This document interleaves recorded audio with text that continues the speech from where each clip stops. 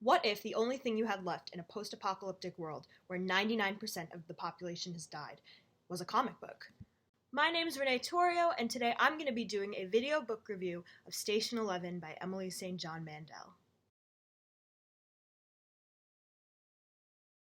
So, the main premise of this book is that it's set in a post-apocalyptic world where the Georgia flu has become a worldwide pandemic. It has killed 99% of the human population, and now we're looking at what's left and also what happened before this pandemic, the lives of different people and kind of how they've been interwoven with this tragedy, and also the preservation of art. One of the main components of this book is a Shakespeare and music traveling troupe called the Traveling Symphony, and we kind of get to see how art and culture and all of these elements that we don't necessarily think about in the world are kind of still left or destroyed by this pandemic. And all these different aspects of humanity, modern conveniences and things, and kind of how that all interacts in the sense of, what do you have left after everything is gone and all these people are gone, all these vital things that we have, all these conveniences, electronics, modern inventions. What is humanity without all of this stuff, and how have we as people kind of both taken it for granted and used it to our advantage even when there's a tragedy? So, without really giving anything major away, this book centers around 5 very interesting main characters. We have a famous actor who, right at the beginning of this book, dies on stage as he's performing in a Shakespeare production of King Lear. There's a childhood and early adult friend of this actor. We kind of see what his life is like before and after the pandemic. The actor's first wife, the actor's ex-wife at this point, and how she kind of is involved in this. The paramedic who tried to save the actor as he was dying on stage, and one of the child actors in the show. And I know these descriptions kind of seem vague, but all of these characters are interwoven in ways that I frankly did not expect throughout the novel, and it's really cool how all the storylines kind of manage to weave themselves together. And this book, I mean, the apocalypse has already kind of happened. It's not really about the apocalypse itself, but more about before and after it, and kind of the dynamics of humanity and these characters with these events, and kind of what that's like living through something and then having to figure out the essence of who you are and what you see humanity as and all these things in such an event. So I don't really want to say too much about the characters because their journeys kind of self-discovery and how the author writes their points of view in both of these worlds really are the meat of the book. So I loved this book, not just because of the theme of having an apocalypse and kind of the implications of that on a wider scale, but also because of the way that the author writes these characters and develops them. I kind of talked about it already, but you really get to understand kind of how these people develop both before and after this event, and really, what that means for them and all these different aspects of society. There's a really big focus in this book on the arts and kind of creation in general and what that means. And I really love that, both because I'm involved with the arts and because I think that it's such a great way to kind of represent human culture and what people are, what their emotions are, and to have this book have a vision of kind of preserving that through something like this. I talked about, so there's this troupe, the Traveling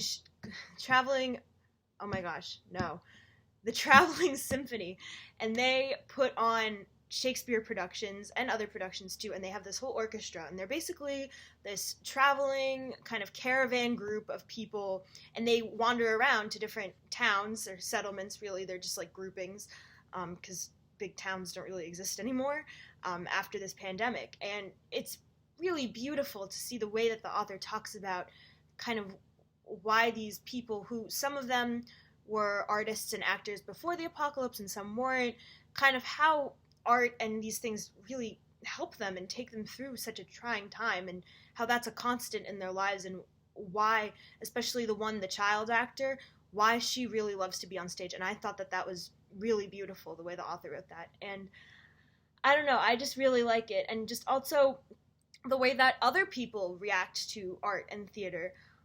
I talked about the comic book a little bit in the beginning, so that's a really big thing because this child actor too, she has this comic book that she's preserved all these years, and it means so much to her because it's a snapshot of the world before, even though it's a dystopian comic book, kind of just something that somebody made, and she has this connection with it. And it's beautiful to think about the way that art and kind of how we express ourselves, and writing too, and Shakespeare, how that kind of carries through even really tragic things and brings people together.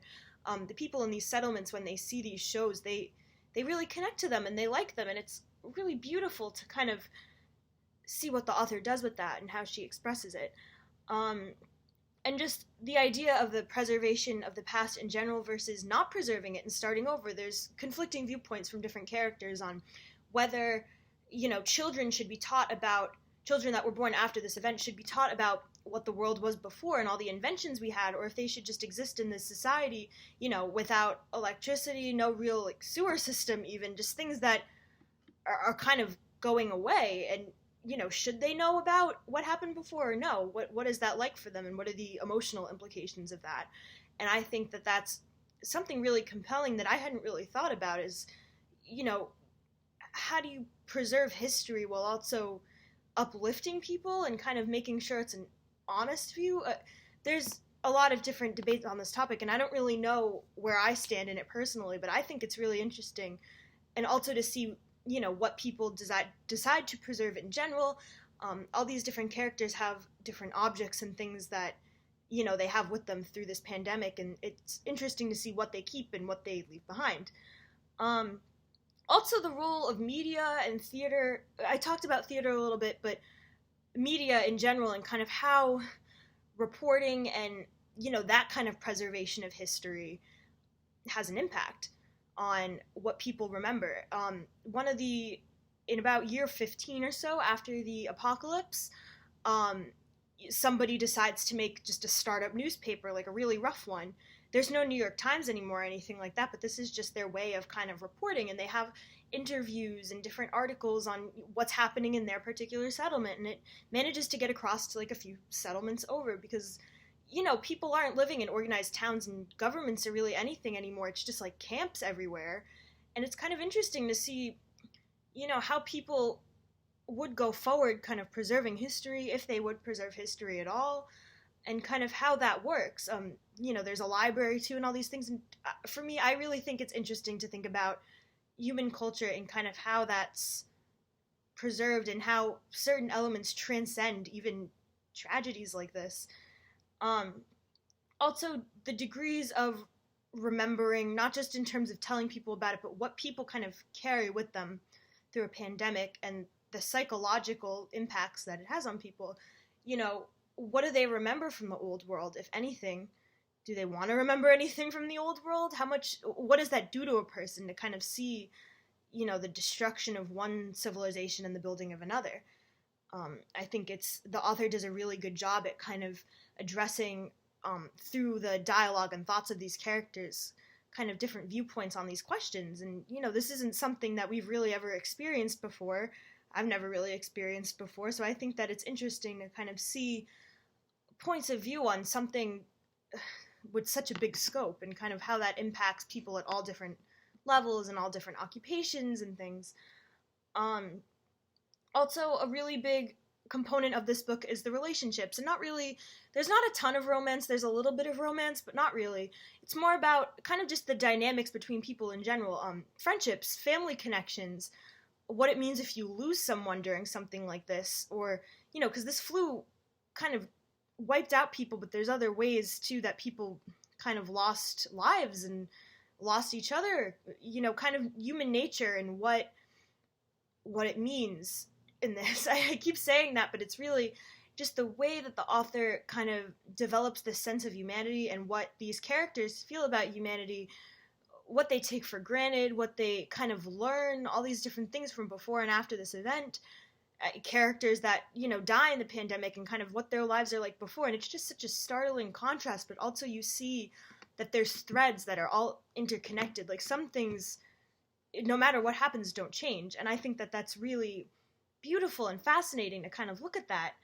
I loved this book. I really, really like the way that the author wrote and kind of described, like I said before, not just the art, but also the preservation of different components, and there's like, like museums that people make with stuff from the old world, and they have like a driver's license or something like that, and like random little things like a paperweight is a big symbol in this book too, and kind of how humanity and other things are preserved, how they're destroyed or not destroyed, and kind of what something like this does to the character traits of someone. And I loved it. I love it too when there's like really good character development in novels and we kind of get these well-rounded, complex characters. And I think that the author did a really good job with that.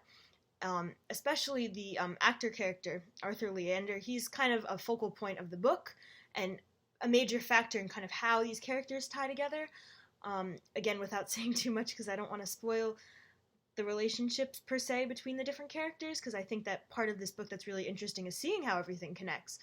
But the way that he's developed by the author and just the different points of view that you kind of get on him and his own point of view is amazing. I really, really liked it.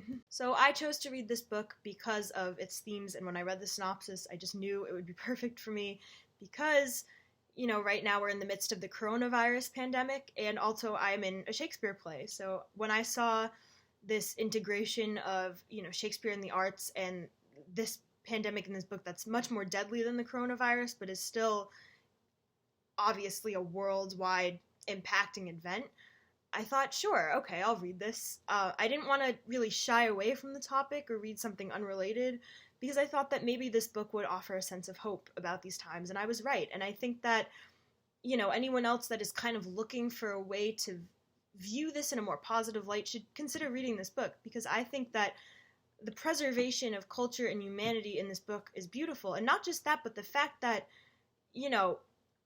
it speaks to this idea of being able to create during these times and to kind of have a way of remembering the emotions and the viewpoints that people have of the world before and after this event, and what that means for humanity and kind of what we can gain from looking at what other people create. We're so lucky in this modern society that we have to be able to, pull up poems online or watch TED Talks or listen to songs. Like, we have so much access to things that people make and the way that people express themselves and communicate. And I think that this book kind of showed me that those aren't things that we should take for granted. Even the media, like, we have so much preservation of what's going on in the world around us, both on a global historical level and also just, how people feel about things. And I think that it's really important to keep in touch with that humanity during times like this and to feed into it and to create stuff.